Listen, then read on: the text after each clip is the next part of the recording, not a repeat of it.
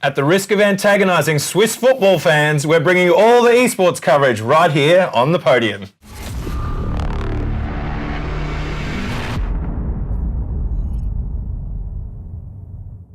G'day gamers and welcome to the Podium, where we take a look at the biggest hits, epic takedowns and classic comebacks from across the world of eSports.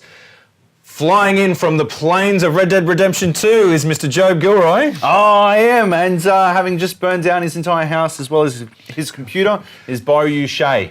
It was a flaming good time. Oh, that's good. That is good. Yeah, that's terrible. We're going to talk about some PUBG while I, let that terrible pun rattle around in my brain. The Predator Open series on Throwdown continued, and yeah, the qualifiers for the finals. I think it's really interesting. I mean, the format is so cool because the really good teams wind up qualifying really early, and so you're left with these lower tier teams who are like, it's just more exciting. You get a lot more competition out of them. Because I mean, we're coming to the tail end now. This is week 3. There's only one more week left of competition, and they're struggling to get the qualification they need. Some of them might be throwing a little bit so they can stay in for a bit longer and show off their 6 skills. Mad skills. It might be what Snapshot's doing. Snapshot from Trident. Check out, have a look at this clip.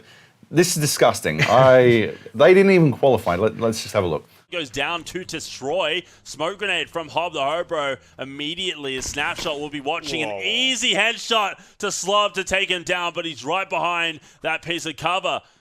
Frag grenade will be following through though towards him. It is a nice arc. Will it connect? Power AU on a knock and Crankdat trying to go for the res as Power right behind him. They have no idea. Snapshot with a bleed out on Slob. Another grenade goes through. This is a tough spot for Where's the Money. Getting pinched by so many players. This Destroy still alive, but outside of the zone. Oh. Wow, Snapshot with a quick scope on Power AU. Never a more apt name for a player with the rattling off those shots. It's like Snapshot, and also, the reasons why I don't play PUBG. I would be fodder for a player like that. I've definitely been killed by Snapshot many a time playing on the public servers.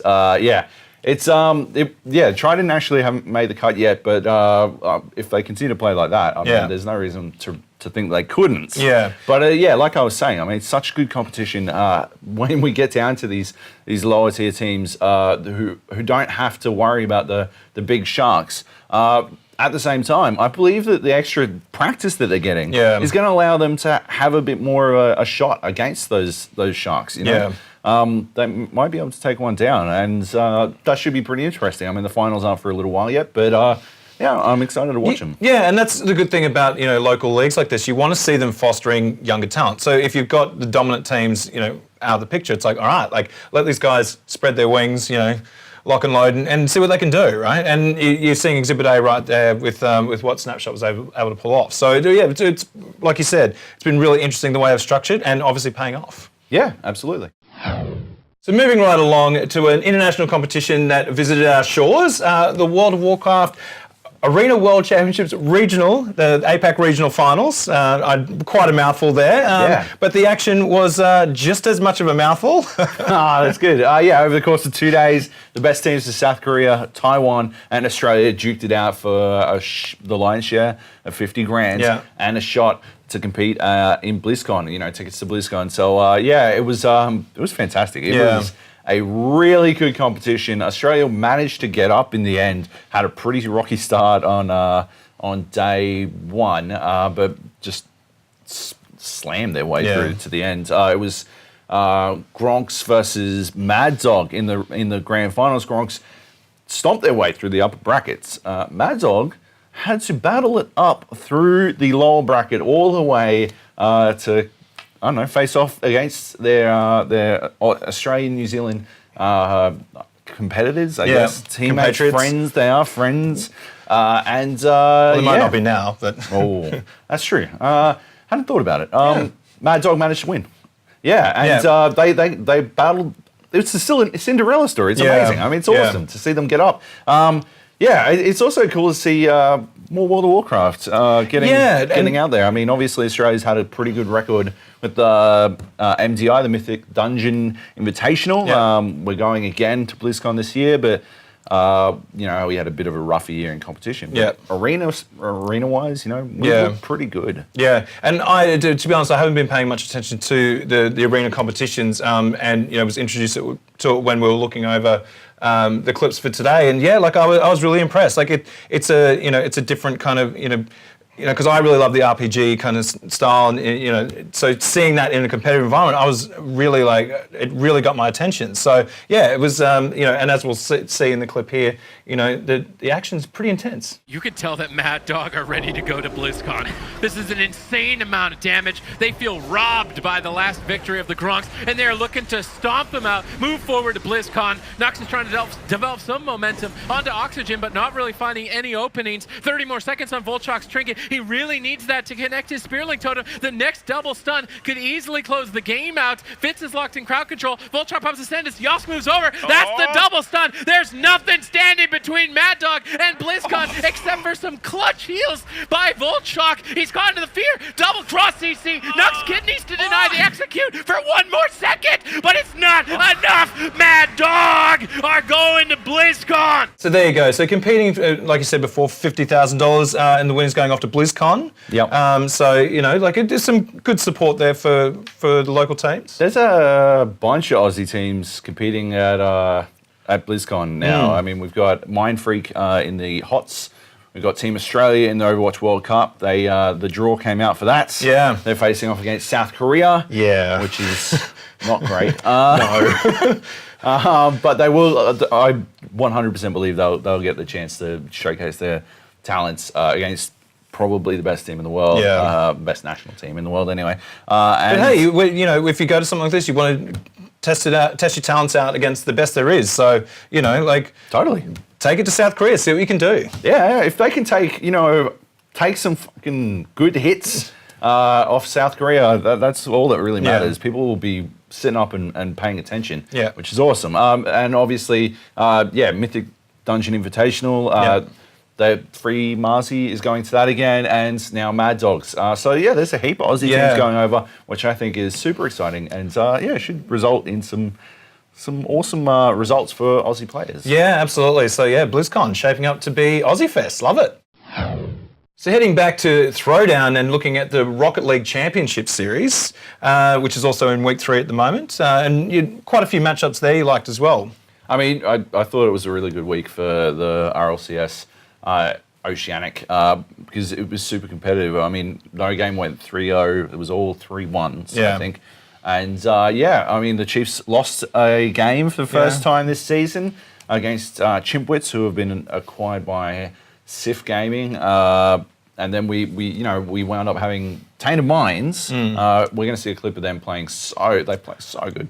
Yeah. They're still undefeated as well, but they fly under the radar because the Chiefs are so dominant. Yeah, exactly. Yeah. They won't collide until the last week. Yeah. Which should be a good one if they could both continue to go undefeated. But let's have a look at Tainted Minds doing some work. I mean, this is such good passing play. This is, probably the best goal I've seen all year. Yeah? Yeah, I'm really impressed by this. But anyway, take a look. Let's check it out. 330. Angle wide from Express. CJ in the midfield. Shady hanging around there as well. This is going to be a touch up to the roof. Shady sets it up nicely on the backboard, and the third final from Express. It's a dunk down. Tainted Minds. You see how much Shady is backing up CJ. You see how much Express is backing up Shady. And that angle from Express.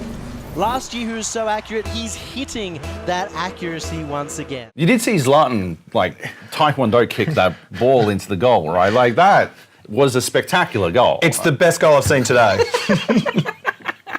Okay, fair enough. But I just think the coordination, the timing to it's the passing off using the backboard. It's the tip jam. It's like the dream team at the Olympics, just kind of toying with their opposition. It just felt like the setup was amazing and the payoff was there. So that's true. Yeah, I'm sticking with my comments. Fine. I'm going with Zlatan though. So heading now to somewhere we don't normally go on the podium is to an actual football pitch, and some news that has been breaking in the last couple of days about the Swiss Champions League, Premier League, which is the football competition in Switzerland, and an interesting protest which happened over the weekend. So.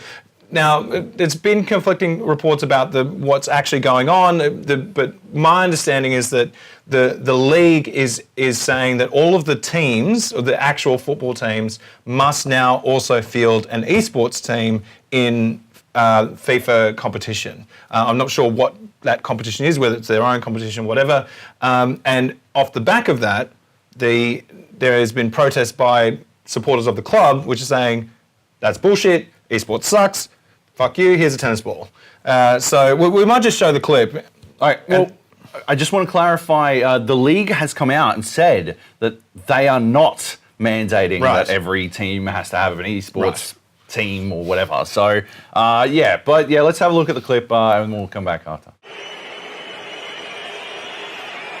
Par les supporters bernois qui n'étaient pas restés en place.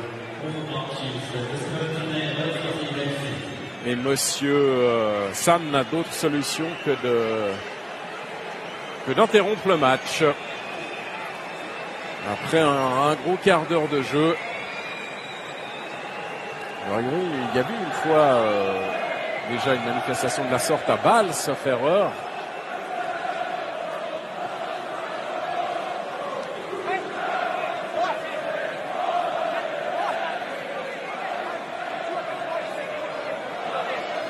Protester, sauf erreur, contre des horaires ou des programmations télévisuelles qui ne convenaient pas aux supporters. Ici, pour l'instant, je ne peux pas vous dire ce que...